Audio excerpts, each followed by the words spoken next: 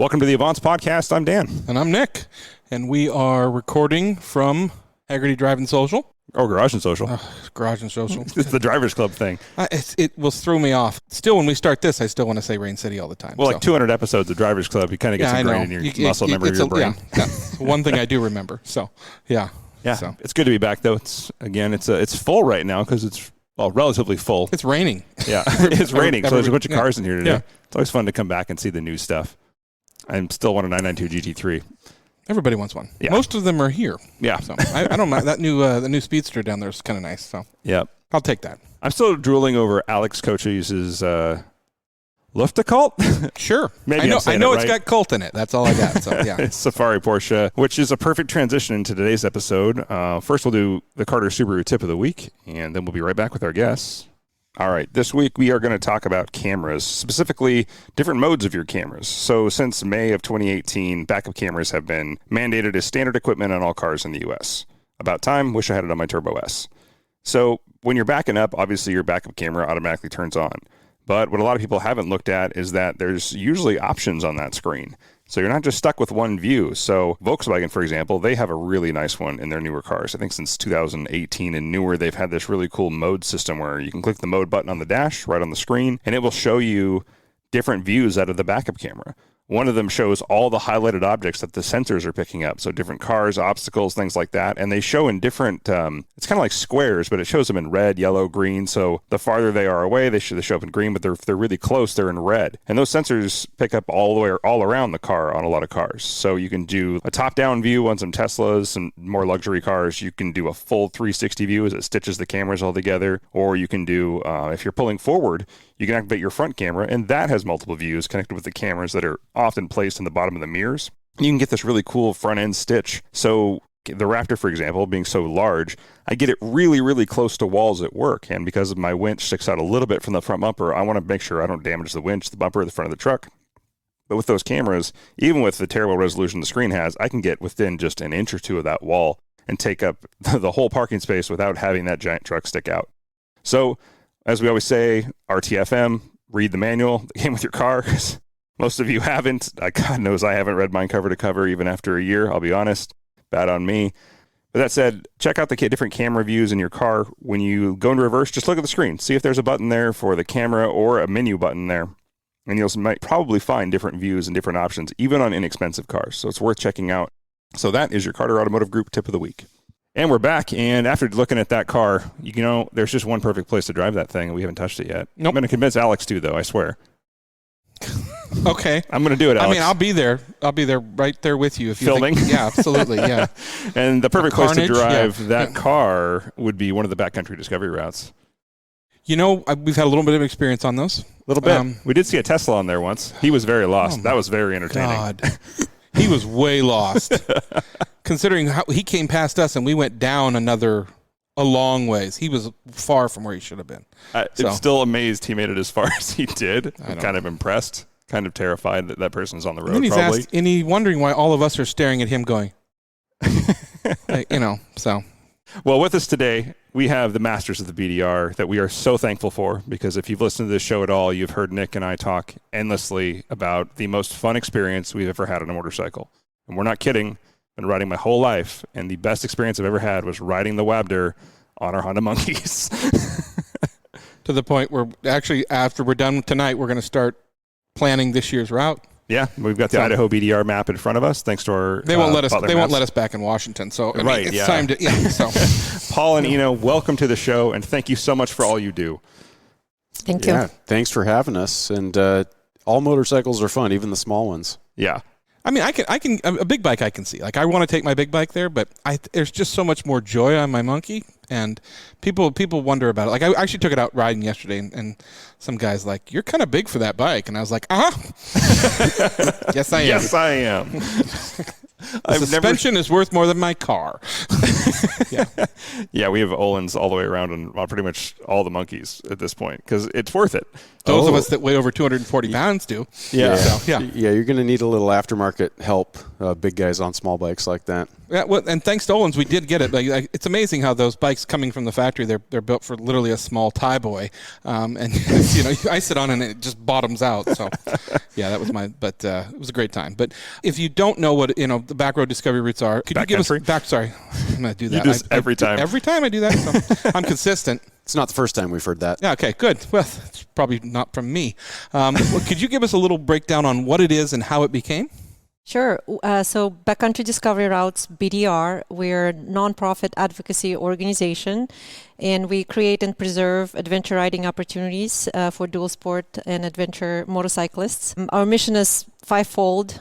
We create routes. We also manage routes. Currently, we have 11 routes in the BDR system, and all the resources we provide are free to the community. So anybody can come to the website, download free GPS tracks, buy the Butler motorcycle map, watch one of our feature-length documentary films, and go and have an amazing adventure in the backcountry without having to spend a lot of time planning it. We also educate the motorcycle community about safe travel on public lands. We currently have 3 educational programs: Ride Respectfully, Ride Right, and Yield to Animals. And so that just helps people to understand how to be good ambassadors of the sport and have a good time in the backcountry. Also, through our routes, we bring economic impact to rural communities in the state. So most of our routes go through some of the most remote parts of the state where these little towns might have lost economies. And so all of a sudden we have an influx of BDR riders who are spending money on gas and lodging, camping and so forth. And so kind of revitalizing these local economies. And the land managers recognize this form of recreation as well as the tourism offices for the states where we have the routes. So and then finally just inspiring people to go and have adventures of a lifetime in the backcountry and using the public roads for outdoor recreation. And we've talked about it on here, like WABDR is the Washington Backroad Discovery Route. See, if I read it off her shirt, I will get it right. Yeah. So. Or not. Didn't. I know. That's why the joke. Hey, for effort, buddy. Thank you. Yeah, and we can attest to that. I would tell anybody who is just starting out on ADV riding, the Backcountry Discovery Routes are exactly where you want to go. They are perfect for you. Remote enough to get you to see some of the most beautifully accessible areas of any state that they are in. Approachable, for one, because if you follow the instructions and read the actual website, you will be prepared, comfortable, and happy on this route. You will have resources available to you. And it is such a huge gift to the community, and not just with adventure motorcycles, which I know it's for. We've done the BDR on cars as well, and treaded lightly for the record. We're very, very respectful off-roaders. We stay on the roads, and you should too, so we can keep going to these areas. That said, anybody who wants to do this again or wants more information, please reach out to us or go to ridebdr.com. So we know what the routes are. We know how many states? 7 states? Is it now? What is it? Well, more 11 routes, but more like 16 states because the routes on the East Coast have multiple states in them. Very cool. So Inna, starting with you, how did you get into this? Because let's clear the air right now. We've had a lot of women on the show. You're not riding a tiny little bike. I'm riding a mid-sized bike. And you're not very big. You're running a KLR 650 right now? No, that was my first bike. I'm on Husky 701 right now. Oh, very cool. That's a nice bike. Mm-hmm, very nice. Fast bike. That's a lot of bike. How did you get into riding, especially onto this level?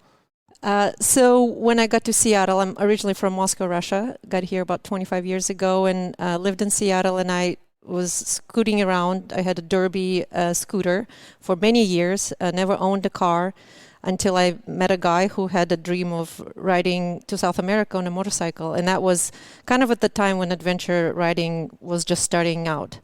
And so he had this map of South America, and he said, do you want to do this with me? I said, sure, I'll be on the back of your bike. And then he said, no, if you come with me, you should ride your own bike. So we decided to do this. We planned for about a year, saved some money. I took a motorcycle training course. We bought 2 new KLRs, and then just started out on our adventure from Seattle to Ushuaia at the bottom of South America. Wow. So we quit our jobs, sublet our apartment, and traveled for 6 months. And then we came back home, and I started looking for a job in the industry, and ended up working for TourTech. in marketing, and then eventually Paul asked me to join the BDR and help him, I guess, take the organization off the ground. Yeah, exactly. Yeah, so I've been at the BDR for 8 years now. Awesome. That's a hell of a first trip, going to the bottom of South America, go big or go home. Like, that's kind of redefining go big or go home on a motorcycle trip. You were riding a scooter around here. Had you ridden motorcycles before, or literally you took the course and then just decided to ride to South America? Exactly. We did. Wow. We did one kind of test trip to Laguna Seca, and I actually rode my KLR on the Laguna Seca track, and that was it. Yeah. That's awesome. But you rode a scooter around Seattle for many, many years. Yeah. Which is probably more dangerous than riding to South America, to be honest. Yeah. So, yeah, I mean, I had a KLR. I loved it. It was just such a big bike, and I wasn't using it for what it was to be used for. And so, yeah. But they're great bikes. And Paul, how about you? So earlier we were talking about the 50s, doing the BDR on the 50cc bikes, and that was my background in the motorcycle industry as I worked for BBR Motorsports. Oh, I know BBR very well. Yeah, you 50cc guys would know BBR. So that was the funny thing is I did aftermarket accessories for the smallest possible bikes that go off-road, and that industry kind of fizzled pretty quickly when we went into the 2008 recession. And I was just looking for a new job, and I found a general manager job at TourTech USA, which was aftermarket accessories for the biggest motorcycles that go on dirt. But it was the same basic business, just larger bikes. So I ended up joining there 14 years ago, something like that, and been there ever since. And then shortly after I joined there, then we ended up starting the BDR, which is a whole nother story. But I do remember in my BBR days going through the dirt bike magazines and seeing like the KTM 950 and thinking, who in the hell would ride a 950cc dirt bike? Yeah. That doesn't even make sense because I was in the world of 50s, 110s, Yep. a 150. Light as possible, yeah. 150 was 20 of these bikes, yeah. And I was like, the 450 seems like huge. Why would you need two 450s? That makes no sense. And then now I've spent the last, 14 years of my career in that space with really big adventure bikes, and now I get it. They're super fun. They're just different, but you can have just as much fun on a 950 or 1000cc motorcycle on a Forest Service road as you can have on a small bike on a track. It's just a different kind of fun, but it is super cool. And what's unique about it is when you get into a bike that big, you can carry the gear with you that you need, and it's kind of like speed backpacking, but you're covering 150 miles a day instead of 15 miles a day, and you don't have to carry anything. The motorcycle is carrying everything for you, and so it's pretty amazing to be able to explore, all day long with everything you need, but it feels like you're just riding a dirt bike out there with your friends. So that's the sort of the magic of backcountry riding and adventure riding. Explain to us a little bit how, when you pick a new state that you want to put a route through, how does that go? Like, are you guys going out there and talking to riders that have ridden the state? Are you going out and trying to find the routes? Yeah, I mean, we start, like, even with Wyoming, for example, which is our latest route. We started 4 years ago, and, looking at our scouting team, looking at the maps, flying in Google Earth, looking at forests and talking to local volunteers or riders in the area and getting some intel from them, and then doing multiple scouting trips to make sure roads work out, and then eventually stitching it into a route. So it does take multiple years to create a route. Yep. And we're looking for roads that are remote, that go through mountain ranges in the forest. All of the BDRs are on public roads, so we want to make sure that these routes stay active, stay open in perpetuity. So yeah, it's quite a process. Yep. And I would say in the early days, some of us insiders would do a lot of the scouting, and as time has gone on and we've ventured into states further away from where we live, we now really tap into locals. And in fact, on the Northeast BDR, I think we had 6 different locals that were instrumental in showing us sort of their backyard, the best adventure riding roads in their section. And that one went through, I think, 6 states or something like that. And so we had local knowledge. And so we try and really use locals as much as possible, especially for routes that are further away. Yeah, when we plan rallies, because we've done multiple rallies, car rallies and stuff, I jump on YouTube and I find, because motorcyclists are the ones who look for the fun roads. And so I go I'll find a road that looks good on Google Maps and be like, I wonder what that's like. And then I'll find somebody on YouTube who's done it on a motorcycle almost every single time because those guys are looking for the twisties. And then sometimes I'll just message them and be like, hey, because the video will be like from 2016. It's filmed in, barely HD. And I'm like, you almost died, but you made it. How's the road now? And usually they'll respond and be like, oh, let me go run it real quick. An excuse to go drive the road. And I found some amazing roads that way. Yeah, the R&D sounds like the most fun part. Like, we should go ride this to make sure. Just to make sure. Yeah, absolutely. So. And you brought up a good point there, and that is that the roads do change, and that's one of the big challenges is that we've had things that we've scouted and we were super happy with, and we went back there and the dirt road had become a paved road, and that totally was not what we were expecting and not what we were after. Other times we've actually scouted something, and then when we go to film it, there's been a weather event or like a flash flood or serious rain, and this road became totally unrideable. We just literally couldn't get bikes through there. Or sometimes someone scouts it, a sandy section after it has rained and it's cooler out and everything's packed and nice and easy, and we go back there and it's 90 degrees and it's like volleyball beach sand, and it's just a mess getting through there. And so it really can change. That's one of the challenges for the BDR is managing these routes, and things change, and so we have to react and reroute, and that's where we really use the local knowledge because someone's got to run out there and check it out and see what it's looking like today. Well, we experienced that. I mean, with the slide on the... Well, you've got the famous Beehive washout, which everybody knows about. We've been through there many times. It's funny, super easy on the monkeys, a little harder in the Raptor.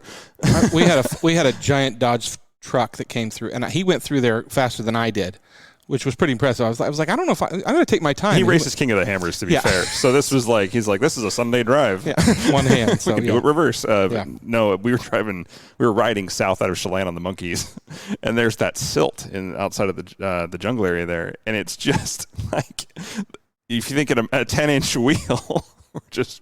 You very easily go down, and sometimes it will even eat the GoPro that was on the front of your bike. So, I mean, we put that out there. If anybody runs that route, there's a GoPro in the silt somewhere. So, yeah. There are some silt beds on the Washington. Crashing into it doesn't hurt as bad, though, especially on a monkey. But, yeah. So, you just disappear, and no one finds you. Pretty much. Just buried in the silt. Exactly. Yeah, there are some sections of the BDR these days where the silt, I believe, is deeper than a 10-inch wheel. Oh, yeah. Yeah, we found it. It just made it more fun, though, because you just laugh, because the bikes are just so ridiculously small, and we're like, well, I guess I'm just going to kick it like, you're like kicking a bike without a motor at that point. You can just pick it up out of the rut and set it on the high part, right? Oh, we do. Yeah. A lot, yeah. Find a big rock, you just foot pick pedal. it up. Yeah, I mean, again, we're not dealing with a 650 or something like that where you can just sort of power your way through it, and you're a little farther off the silt too. With the monkey, you're a little closer and more at the inhale. How did you guys carry your gear? Oh, we had a chase vehicle. The giant Dodge truck. Yeah. Yes. And so, and we hoteled it. We just went from city to city, which made it a lot easier. And we actually had backpacks with hydration, and we started out with racks on the back of our bike. Mine broke very quickly because that bike was never, or that rack was never meant to take that kind of abuse.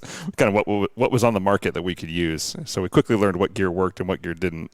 And I won't. If we put panniers and gear on those bikes, you wouldn't be able to find the bikes. Like a normal, normal side bags and stuff like that just wouldn't work. And like I said, your rack broke like the first day. Oh yeah, not even like 3 hours into the ride, it was bent, it was unusable. I was like, well, I'll just toss it in the back of the truck. Yeah. So you tossed it in the wood. Oh, we shouldn't say that. No, we had good support on that, so which made it possible for us. So. Well, with the monkeys, it was a little bit more in the fact that, like, we had a chase truck because if one of those breaks down, you can fix it on the side of the road, but also just put it in the back of the truck. It's a little bit different than, being able to have a center stand on a KLR or something like that. So yeah, we did a clutch swap at the hotel at night. We literally just swapped the bike over, and it was actually our own fault. When I did my clutch upgrade, I had one of the springs a little bit off center, and it was just riding the clutch plate like this, so I couldn't get the clutch to engage evenly. And so, but sure enough, just pop the cover off, new clutch is good to go. 125 cc's, it really rips through those clutches. Mm-hmm. What big challenges, besides ever-changing conditions, have you found any just massive, major challenge on a BDR route, either government or local or weather? Have you seen anything just completely derail you guys and have to go around it? We're scouting the Oregon BDR right now, and with the fires last year, there's a whole section which is probably the highlight of the whole route is completely destroyed. So we have to go around it, and it takes about a day to loop back into the planned route. So fires are definitely a problem, becoming a bigger problem for riders. Becoming a normal problem, unfortunately, which is sad to say that is a normal problem. But man, we ran into that in a car rally. We had to detour almost 200 miles in the middle of a rally. Like it was just that day. They're like, nope, last day you're cut off. We ran into it on the monkey rally too. We had 5 days planned, and like 3 of them got shut down. I mean, and obviously with the monkey, we probably could have made it through, but that wouldn't have been really good publicity. It's like, everything's shut down. These idiots on small motorcycles are riding through. So yeah. I think one of the sort of situations we've run into a number of times is where the road is just completely washed out. I've seen it on the Washington BDR, just riding along, and there's just this perfect bite out of the road where something had flooded and just washed out a culvert or something and stripped it out. And that was pretty common in Utah when we filmed the Utah BDR. I mean, you had to really be careful because you'd come around a corner and there was just pieces of road missing, and you either had to stop or you had to try to get the front wheel light enough that you could bounce through it, which added a whole nother element to the adventure. And then we've had things where people ran into like a deer or something. There's been some wildlife collisions, or even collisions with other riders that we've seen. That's what prompted that Ride Right program. Yes, keep right. I know we're staring at the Idaho BDR map there, planning your next monkey adventure. That's where we were somewhere. It was a rainy Wednesday night, 7 o'clock. We hadn't seen anyone in days.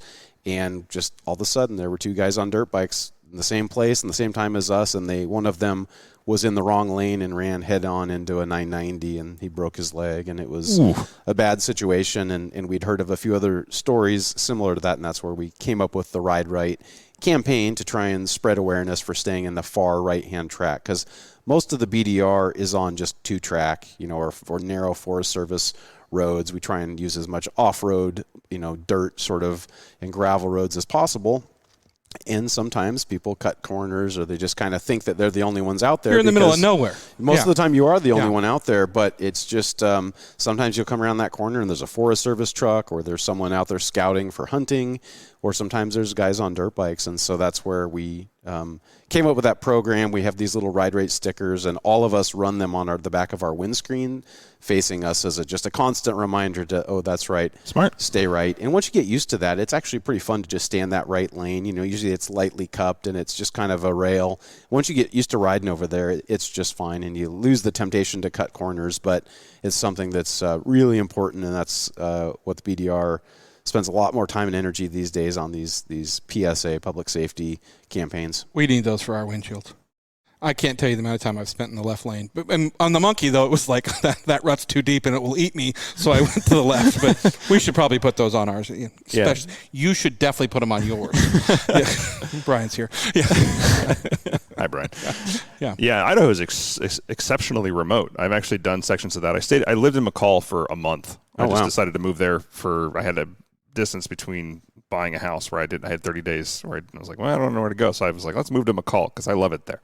And so I explored every back road I could. I was like, how far away can I drive from McCall to have to turn around before it gets dark? Yeah. And that was what I did in the truck and on the Honda Monkey, actually, every back road up there. Saw the bus. Yeah. And that's what inspired our Idaho trip this year. I was like, let's do something, because Washington is great as it is, and it is amazing. Because Washington is so population dense, I think there was only a few times I didn't even have cell service. So I was like, let's get out there. Let's really get out there. And Idaho, being close and out there, is a great spot for that. I want Wyoming. I want to do Wyoming. I do too. We took a trip to Wyoming during COVID, and I have fallen in love with that state. And it's just... that's remote. I know. It is so good. Yeah. I mean, I've ridden all 11 routes, and that one I think is my favorite. Wyoming? It's definitely, it's for sure in the top 2 or 3. I mean, Utah is fantastic as well, depending on the weather and what's going on. But Wyoming blew my mind, just the sheer remoteness, the amount of wildlife that we saw out there, and just the volume of just super bitchin', 2-track, fun, flowy. Ina and I were talking about, we came up with the phrase mad flow. It just had mad flow. There's in every BDR, there's those sections, and sometimes they're fewer and far in between.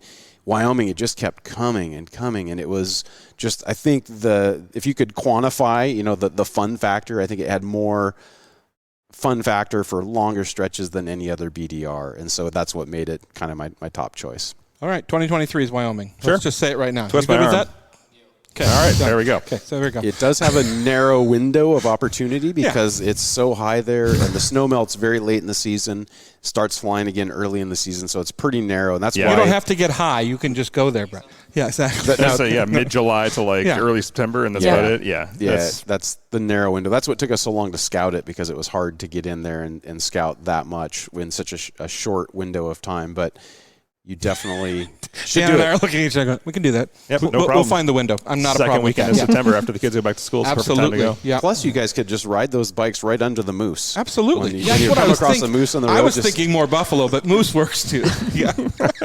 So, yeah, I haven't actually seen the route as far as Wyoming goes. Do you guys go It's through the eastern Jackson Hole? side. Is it eastern side? Okay. Yeah, we don't actually hit Jackson, unfortunately, Okay, or well, Alpine. We still figure that But you out. go through Cody, or you can come through Cody and down a little bit, right? Okay. Yeah. It's Okay. pretty cool over there. Can we still get slushies? Yes. Okay, we're good. Okay. We have a favorite sloshy stop. Oh, okay, good. Between Alpine and Jackson Hole, there's the Snake, and we floated that, and all the stores there have slushies, which are alcoholic slushies. So so then we went and got on a river. Bad for riding, great for floating Oh, lazily. it's wonderful float, wonderful float. Drinking and floating. Yep. Yeah. So, I mean, okay, so let's go a little bit backstory, obviously, of where this came from, how you guys got the idea. Obviously, you guys were working for some companies. The company, what's the name of it? TourTech. TourTech. And where did the idea come from to kind of start this? Yeah, so when I started at TourTech, I came from off-road side of things, motocross. Didn't have any experience with adventure motorcycles, and I was the general manager at TourTech. So Tom, the owner, wanted to get me up to speed on it, and he had ridden the Oregon BDR back when it first came out in the late 1990s, early 2000s. And so he and I just decided to go ride it as a way to get some experience with the TourTech bikes and product and that. And being a marketing guy, I wanted to get some content out of it. So I wanted to bring a photographer and a film person. And so Helge Pedersen, who was a famous world traveler, photographer, he was a friend of TourTech USA and Tom. So we invited him to come along. And then Sterling Noren, who had at the time filmed all the Globe Riders DVD documentaries. So we invited him to come along, and we just went out there and rode Oregon and filmed some stuff. And the result of that is we made a little YouTube short that we put up on the internet. I think it was one of the first videos on our YouTube channel. This was in 2009 or 10. And that got a lot of views, and people were interested in it. We would play a longer version in our trade show booth. And then some guys from Seattle saw that, and they were inspired by it, and they wanted to create a similar route in Washington. And they also wanted to make a film, so they called Sterling, and they were all excited about it until they realized there was nobody that wanted to pay for it. So they called TourTech. We went out to lunch, and before the check came for lunch, Tom, who was the owner of TourTech USA at the time, agreed to fund it, and I agreed to take it on and sort of manage that first project. And so with those guys, we created the Washington BDR. Bryce Stevens and Andrew Cole were the two guys that came with the idea, and they created the route. We were just there to help. We arranged a little bit of sponsorship and built a website and kind of made it a thing and decided to make it free for the community and all that stuff. And TourTech sponsored it. We paid for everything for that first one. So that was the beginning. And then before we were even done with that, we were having so much fun. We were like, God, we should do this in another state. And we all immediately gravitated towards Utah. Oh, yeah. Because we'd ridden mountain bikes down there and other forms of recreation, and it's such a cool place. So My favorite state to go visit, yeah. Before we were even finished filming Washington, we were already dreaming about Utah. And then and next thing you know, 11 years later, we have 10,000 miles of managed BDR adventure at your fingertips for free on the internet. Yeah, this is not just meant as praise. It's a genuine statement. You guys have one of the nicest websites I have ever seen for route planning. It's just bar none. I have never come across anything even close to as nice as that. It's part of the reason it's good is because Tim James, who's one of our board members and the current president, he owns a creative agency in New York, New Jersey area. They have big national clients, and so he does much of that work for free. He does all of his work for free, but he has a team of contractors and employees that help out, and so we've had very top tier talent and skills at our fingertips, and so they've really it shows. Yeah, that's why it looks so good, is because we've got national caliber talent doing all of our creative. Yeah, I kind of direct everybody to, like, you want to see how it's done right, do this, and then if you can get like 10% of that, you're still doing good. because they're so accessible. Like when we were doing Idaho, I was like, man, all the hard work is done. And then I jump on Facebook and I started asking questions. If you guys monitor that, I've already been asking, like, okay, I don't know if we'll have time to do the Wyoming section, and I know I should. There's Montana section. Yeah, excuse me. It's like, it's not a lack of want. There's no lack of want. Yeah. It's a matter of time. And like, how do I do this? And truthfully, the only thing that's stopping us is that longer stretch on pavement, because the monkeys are great and they're fun, but on freeways and stuff like that, you're just in the way. We did that actually going 97 into north to going Chelan, into Chelan was death. Yeah, we're like, just I mean, full time, you're vibrating to 60. death at 50, going. Yeah, we've all been on pavement on too small of a motorcycle, and it's a lot less fun than the bigger bikes, and that's where the balance between the bike size is really important. Yeah. But the thing about the BDRs, the cool thing is that they're built in sections, and so you can do as much or as little as you want. You can break it up in different times. Sometimes, if you have a lot of people will come to us and say, "Hey, I don't have time to do the whole thing. I only have 4 days, what should I do?" And there's always a best answer to that on here's where the best section is. Or if you only have 4 days, faster.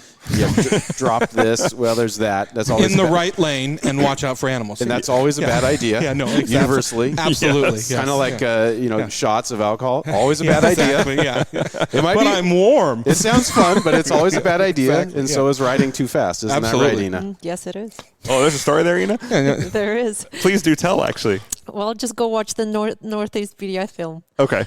But even that film doesn't tell the whole story. When you are riding off-road with Mike Lafferty and he chooses not to keep up with you, you might be riding too fast. Wow. Okay.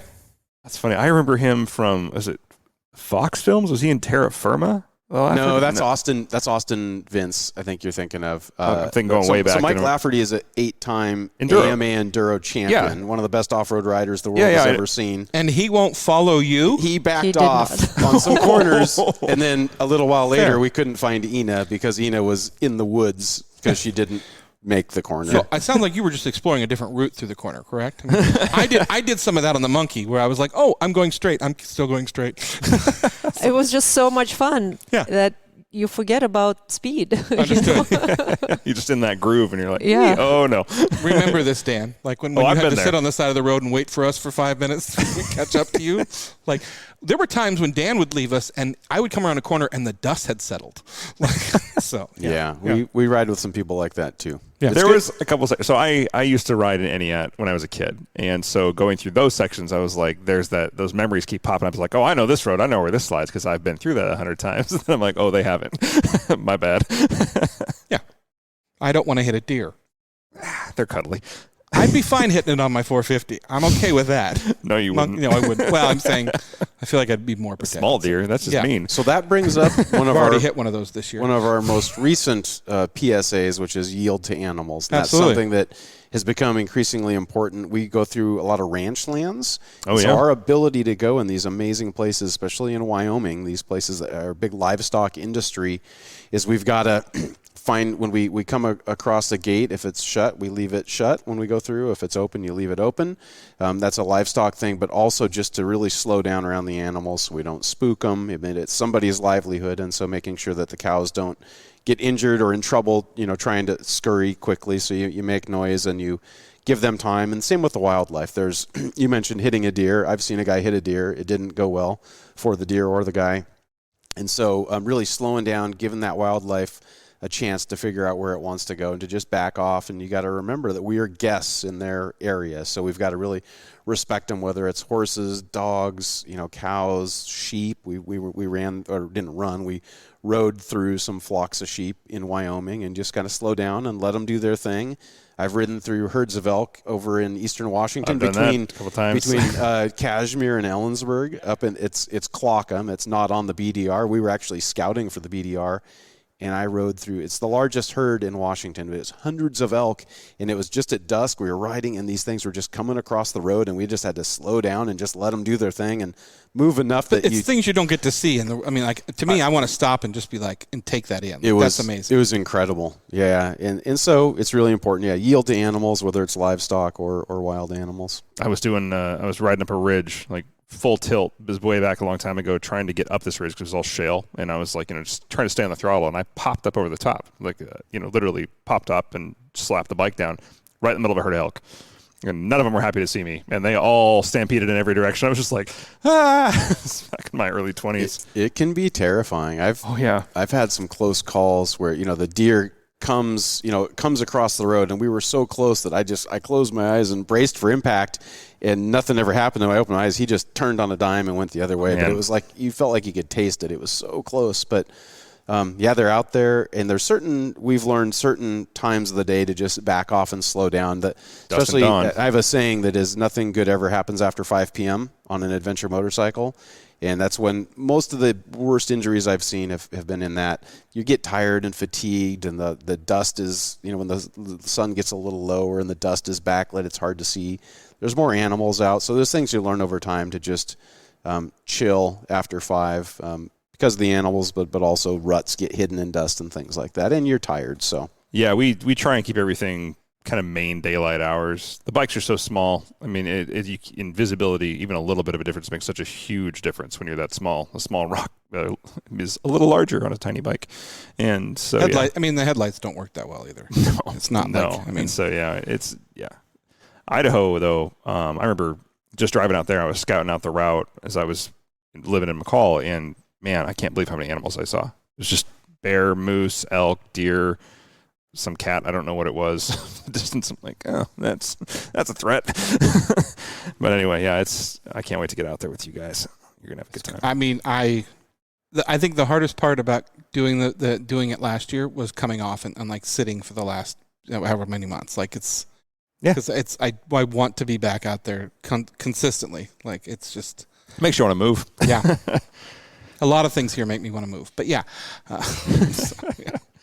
If you guys, have you ventured out of I know you have ventured out of the country. How, is there plans for BDRs out of the country? I mean, Canada's kind of an untapped area with a big adventure community. Yep. Yeah. So we rely on public lands to create our routes, and there's only so many states that have public lands that you can ride through, and they're typically the states that have mountain ranges in them. That's why we're able to do these north-south routes across a state or a region. And so pretty much West Coast, in the Rockies, there's opportunities, and on the East Coast, there's mountain ranges. But most of the heartland in between those spots, it's all just private land. It's just big squares of farmland that you can't really get through off-road, or if you could, it's not something you really want to ride. And so we're going to be running out of states and regions to do BDR routes in this next decade in the U.S. So naturally, we're looking beyond those borders, and we've got our eyes on a number of countries and provinces in Canada, and so that's absolutely in the future. And so I know BC and Alberta have a very, very large adventure and off-road community. So does Australia, New Zealand, and I'm dying to get to Australia to ride. But I mean, the benefits of the Oklahoma BDR is you can see the end from the start. It's just straight across. So it's easier. Woo, Nebraska. No, yeah. Just kidding. So there are some pockets of incredible riding in places that you can't necessarily do a whole cross-state route. And that's the newest program the BDRs come up with is the BDRX.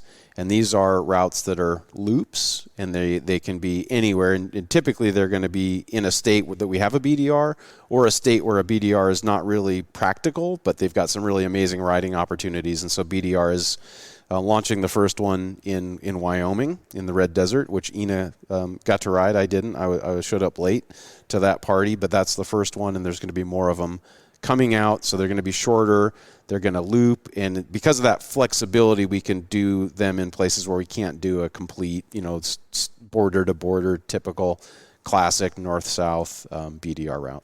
Super useful. Yeah, I can see that. Especially like there's that great route out of Alpine that we looked at. We went fishing off the Snake there, but there's that route goes for 200 miles. Does it really? Yeah. I didn't know that. Okay. It goes on the top of the state. So let me switch this up quite a bit. I'm a new adventure rider. I've just decided I'm going to go get my first adventure bike, my little 650 or whatever it's going to be. Where do you think I should start? You guys are both with Tour Tech. You know this industry better than anybody.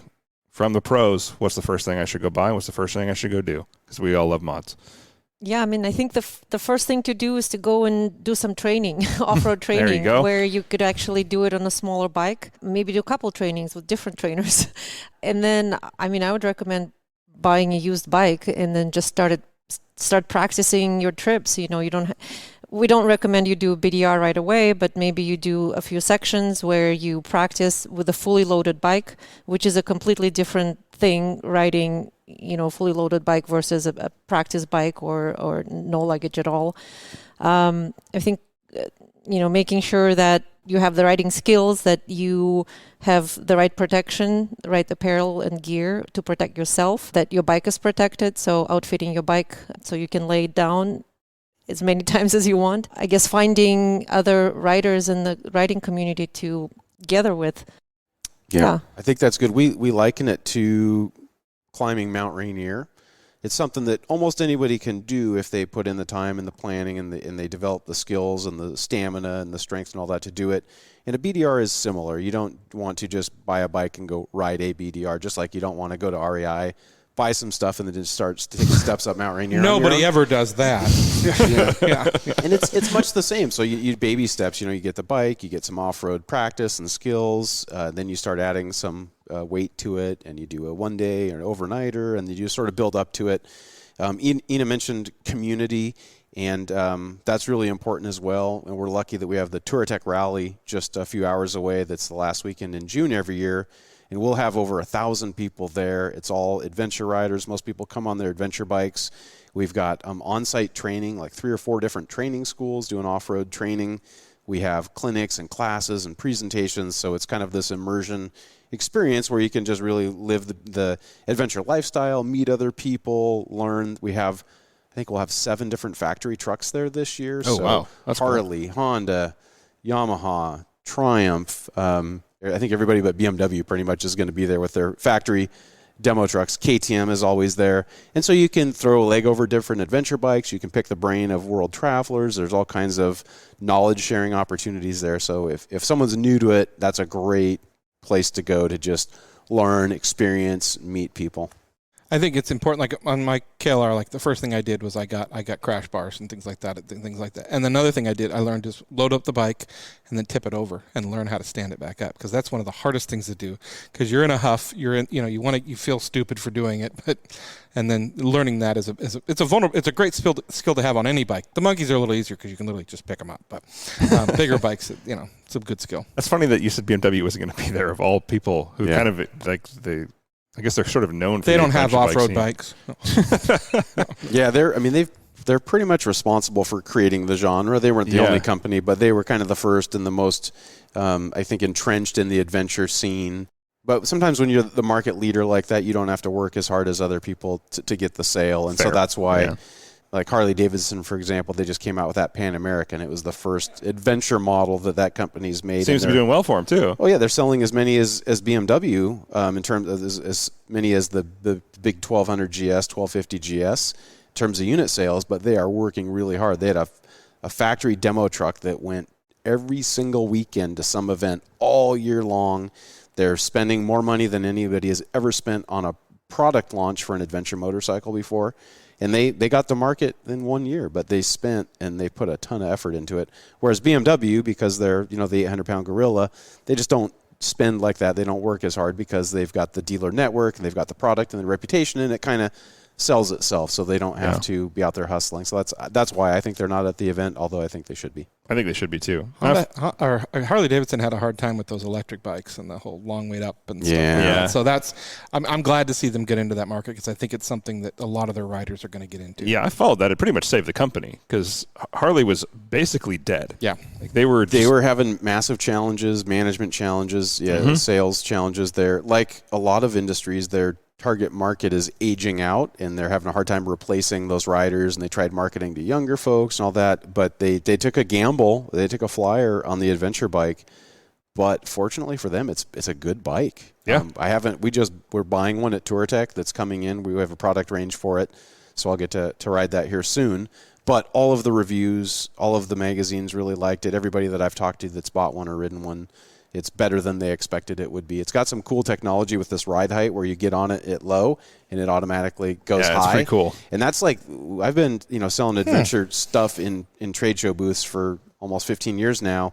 And the number one complaint, people walk by and they're like, I like those bikes, but they're too tall. I'm short legs. I can't ride them. And that's tippy toes. Yeah. And so Harley, new to the market, they fixed that problem in a way that nobody else has. I mean, BMW has low models, but they stay low. Yeah. Right. And so when you stop the Harley, does it come down? Yeah. It automatically does it as you decelerate. Cool. It's kind of brilliant. It's a solution that now seems obvious, but nobody thought of it until they did. So they've done some things really right. Can you jack it up when you're if you're slow riding and you need more height? Can you? Is there control? I don't know. Oh, okay. I don't know. Because to me, I'm thinking Good question, actually. Yeah, that's if I'm going through a rock field, I'm like, I need a little more clearance. Yeah. Hit the bags. Yeah. Trials mode. Exactly. Yeah. But then when you're slow riding, you can't touch the ground if you get off balance. So that's true. It can go both ways, but. Yeah, I've been following the reviews. I'm surprised I haven't actually seen somebody mention that because I've been in it. But that is the consistent feedback is it's a lot better than we expected, and that's good for Harley. So I'm glad for them. I'm going to reach out to them. I want to get them on the show and talk about that. That's a good move. Yeah, I used to work in the industry. I worked for a local shop for 6.5 years, so it's been fun to watch all the changes. You guys should come broadcast from the Touratech Rally, and then you could talk to all kinds of different people. There's all the factories there. There's that sounds world horrible. travelers. Okay, we'll be there. It's pretty darn fun. We do some fun slow speed. We have the slow race, which is kind of a slow trial style. We change the rules every time, and then we have a challenge course where we kind of see who can get through the challenge course the cleanest on big bikes, and it's always a ton of fun. It's really fun spectator sport. And then beyond that, there's group rides, and there's usually 8 or 10 different rides in the area that you grew up and and just fantastic. And we have it last weekend in June because that's right when the snow melts, and so it's like one of the primo riding areas, perfect time of year. The dust is down, and the forest fires typically haven't started yet, and so it's a really fun experience. And if you pass all the tests, you can go out riding with her, and if you can catch her, you win. and it's right off of the BDR, the Washington BDR. Okay. So we host it out of Plain. Okay. And the Washington BDR just comes, it's right up the ridge. A lot of the rides that we run through there use parts of the BDR. You can even ride the BDR to the event, and then after the event, ride up to Canada on the BDR. Circle. Just load the monkeys in the back of the Raptor and get there. Okay. Little mobile studio. Why not? Yeah. All right. So what's next for you? What do you think so you guys are BDRX, I heard that. What are you guys riding? What's next for the big adventure, your own adventures is what I'm asking. Not for the BDR. Personal adventures? Yeah. I've got a family trip to go to Hawaii. Awesome. I was just there. It's great. I just got back from the British Virgin Islands on a boat trip. That was fun. We actually don't ride that much other than for a BDR. That's the dirty little secret about working in the motorcycle industry is you don't ride as much as people think. Well, you do, but not as much as people think. People think you, like Inna says, I'm really just a paper pusher at Touratech USA. But we do have an upcoming event, which is our annual Fundraiser Ride, and we're actually going to the East Coast, to Helen, Georgia, to ride ride there. So it's a weekend where we have about 80 supporters who come, and we have daily rides, and then in the evening we do roundtable discussions about the future of the BDR, and have some great speakers and inspirational presenters. So that's what we're doing in May. That brings up a really good question. How do people support the BDR? Like, how do you guys work with fundraising and things like that? Yeah, surprisingly, what we discovered recently is that BDR is 95% supported by the individuals, because, we have almost 40 adventure brands that are supporting us via our, donations, or they support our holiday auction. So people think that we are mainly supported by the industry, but it's actually 95% of our fundraising comes from individuals. So we have a wonderful annual supporter program where for your donation, you can actually get discounts and perks from all these wonderful brands in the industry. You can come to our fundraiser. You could bid on the holiday auction, which is a super fun event that we do online in December. We have travel packages, training packages, or items for the auction. Yeah, all kinds of good goodies that people will want. Yeah, and, then go to you can cause. get a good deal. Yeah. You could get a good deal on that. Sure. So there's that. We talked about the Fundraiser Ride. That's a place we raise some money. We also have just donations from individuals. They can go to the website and you can donate. There's actually a donate button when you download the free GPS tracks. You can actually donate $10, $5, $20, whatever you want there. And then we also have done. It's worth the money, by the way. If you Yes, download it, absolutely. pay the money. Yeah. And then we're now a 501c3 nonprofit. And so if you work for bigger companies that have matching programs for charitable donations, you can donate and have your employer, double the donation. We also sometimes receive generous donations from charitable trusts, family trusts, people that have set aside money for charity, and then they can give it to any qualifying charity. So we do get some money that way. And we've even had one person put the BDR in his will. And so upon his untimely demise, some of his money will go to the BDR because he just believes in it that strongly. We wish you a long life until you don't, and then we'll gladly take the money. Yes. Absolutely. Yeah. So we're fortunate that it's gone pretty well. There were in the early days when I first brought on Inna, I said, Inna, you got to bring in enough sponsorship and fundraising to cover yourself and everything that the BDR is doing, and that was 8 years ago, and she's done it every single year. And so we've always there were days when we weren't sure how we were going to cover the expenses, and it's better now. We do a good job on fundraising, and we have some pretty cool deliverables for the community with the free GPS tracks and all the planning resources and all the advocacy stuff that we do. So it's worked out pretty well. But like Inna said, it's community support, man. All the people that are out there that love the experience, that give back, that's what allows us to keep going. And you guys asked what's next. What route is next, Inna? Yeah, we're doing Oregon. Yeah, finally. Because Oregon existed. Explain this. Like you were saying before, it's confusing. The BDR kind of existed. So before. someone created the Oregon BDR. It was Bob and Cheryl Greenstreet way back in the mid-'90s. And they had this vision to create these off-highway routes. They did Oregon first because they lived in Oregon, and then they were going to create one in Washington, and they were going to have it go all the way from the Canadian border to the Mexican border. And they actually had fundings from the government. There was in-ground markers. It was this thing.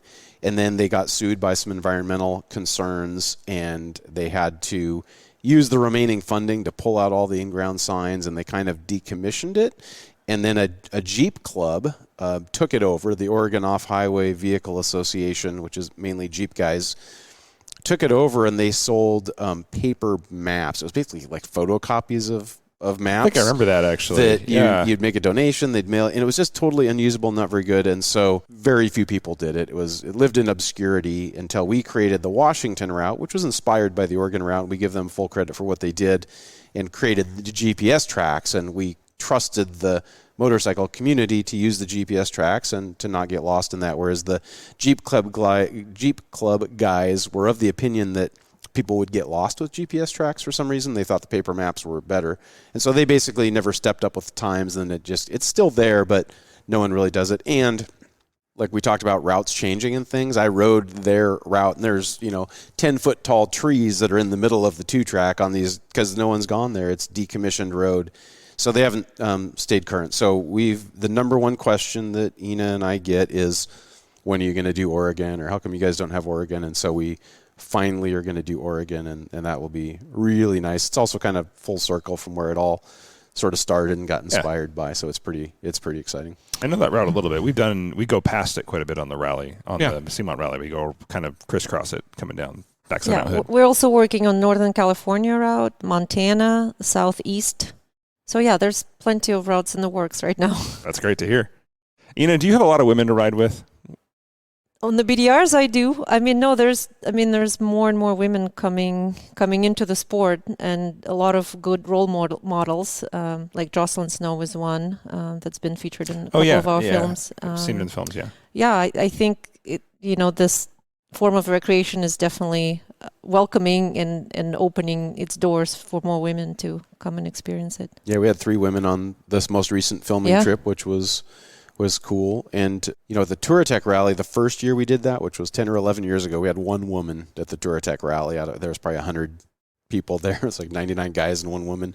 And now we have like women's programs and women's classes, and there must be 100 women there now or something like that. It's really grown, and so there is quite a women community. She ADV was kind of a women's riding group that we created, or Touratech helped fund, and so they do a good job getting out there and create this sort of network and resources and inspiration for women riders, much the way that BDR inspires a general group. She ADV is pretty good at getting women connected and linked up, and not riding just with a bunch of dudes. Yeah, we were at the Dirtfish Women's Summit, which is hosted by the Rainier family, and a lot of the women there also ride. And it's obviously there's motorsports in general, but a lot of them are rally drivers, also riders. Like, it tends to go hand in hand. We've seen a huge surgence in women in motorsports lately, and especially this as well. I've seen it more out and about and just see more women on motorcycles. It's great to see. So I'm glad to see you guys have a program or many programs that you're involved with around that. So. Yeah, we have a lot of women involved in the BDR. Tracy Jeffries is a long-term volunteer. She's been instrumental in everything we do. You know, Inna runs the organization. We have another woman, Jocelyn Snow, is a board member now. And so we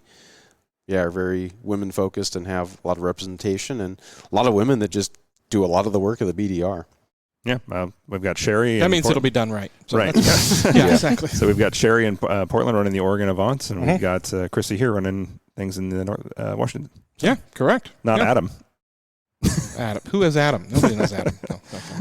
He's not here. Yeah. Anyway.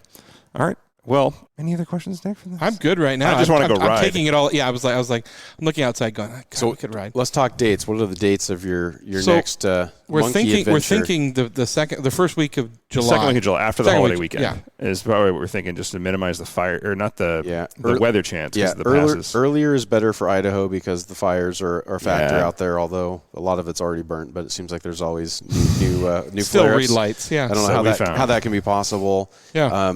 Something you guys should consider is filming that, because it sounds like super fun and funny, and submit a film there's for proof of it happening. No. Submit a film for the BDR Film Festival. We do a film festival every year. It's part of our fundraising, and it's just super fun. We get the community submits these 100-second films. We judge them, and how many did we pick, Derek? How many make it into the? Yeah, so 5 and 10 of the films get selected, and then we sometimes of the better films, we have some longer format, 5 to 7 minute films that are kind of the main course or the main event at the film festival. So you guys should consider doing that, because I think we it sounds do film cool. a lot when we do it. I think 100 seconds is enough to show people how stupid we are. So I think that could work. We can work into 100. You especially. Yeah. Yeah. You can say all they want. I don't think anybody's having more fun out there than us on this. Yeah, it's true. It's true. If I keep my GoPro on my bike. Yeah, that's true. There's some really great footage of that somewhere. It's like footage right until Nick crashes. We looked everywhere for that. Speaking of not leaving a trace, we looked everywhere. Oh, for yeah, that we spent camera. hours in our day trying to find the lost GoPro. It's somebody's traction or somebody picked it up. Yeah, somebody got some good It's footage. not a filming trip unless you lose a GoPro or a drone. Yeah, that's true. I've lost those both. Yeah, it's not funny. I've lost a lot of drones. DJI should come to me. We're not riding over water. We should be all right. Oh, God, I've lost a lot of drones in water, too. I forgot about that. Yeah, so nice. Got to pay to play. Yep. All right, so if people want to ride the BDR, it's ridebdr.com. If they want to get a hold of you guys, how should they follow? At BDR or TourTech? Either way. Okay, yeah, TourTechUSA.com is the TourTech website. We've got adventure experts that can help people get outfitted for adventure. And then you mentioned ridebdr.com, at ridebdr. We've got very active social on Instagram and Facebook. We've got group pages for all of the routes. So if you're interested in the Idaho route like you guys are. Yeah, we are on it. Very useful. Get on there, see what's going on. There's a lot they of have real paper maps, which I love. Yeah, the Butler maps are fantastic. Maps, Yep, and that's done in partnership with Butler Maps. That's something that Butler sells. It's just sort of an accessory to what we do. Everything on our website is free. The free GPS tracks. The Butler Map is a good planning resource for planning your trip, but also showing your friends and trying to recruit friends to get on their monkey and come ride BDR with you. Do you want to talk about how easy it is to take those points and drop them into the GPS? Yeah. Importing a GPX file is super easy. For those of you who are intimidated by doing that, they have very clear steps. Thank you for that very much. Really easy to do with, especially Garmin. I think you guys are recommending what is the one we have? Gaia? Montana. Yeah, we use we use have Gaia's a Onyx. Montana 750. Yeah, we actually ran in conjunction between GPS on our phones and on there, and we used Gaia and we used Onyx Off Road and kind of compared all three as we went along. It was not hard to get where we needed to go on the web.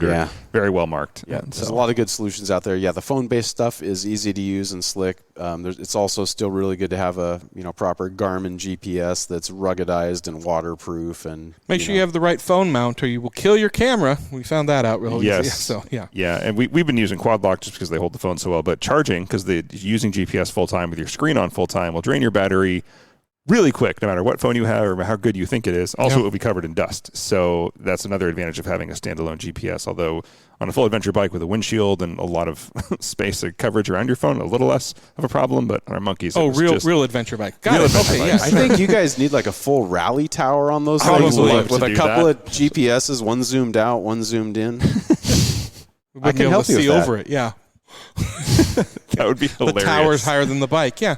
So Brandon, who's not here right now, he will be here later this evening. He had a CRF 450. It was a 450L, right? No, he didn't have a sort of CRF. He had. He did. He sold it. It was the one with the full rally. Yeah. Sorry. He had the. Yeah, he did. He was yeah. one of the early adopters, and he had the full rally tower on it. Got his plastics from overseas, the whole nine, and yeah, big rally guy.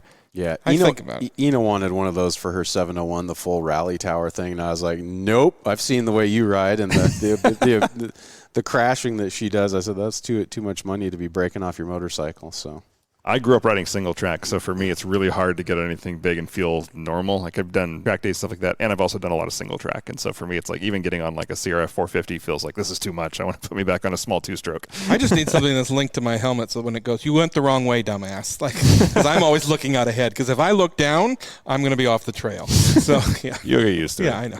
Yeah, I could do that on the 450. I could on the RL. I could get a rally tower on there. Yeah. Yeah, sure. Nice. Just what I think you need. Yeah. Excellent. Well, we really appreciate you guys coming in and taking the time and giving the information. Like I said, we're big fans. We will continue to be big fans, and we will continue to ride in the right lane and watch out for animals. What was the third one? Ride respectfully. Ride respectfully, of course. That's right. Yes. So. Yeah, I was going through Utah, and I actually came across a gate off-road in Utah, and it said, close the gate behind you. That was the sign on the gate. I thought it was stop, because around here, it's like anytime you see a gate, it just means you're done. Utah, they're like, no, close the gate behind you. I'm like, okay.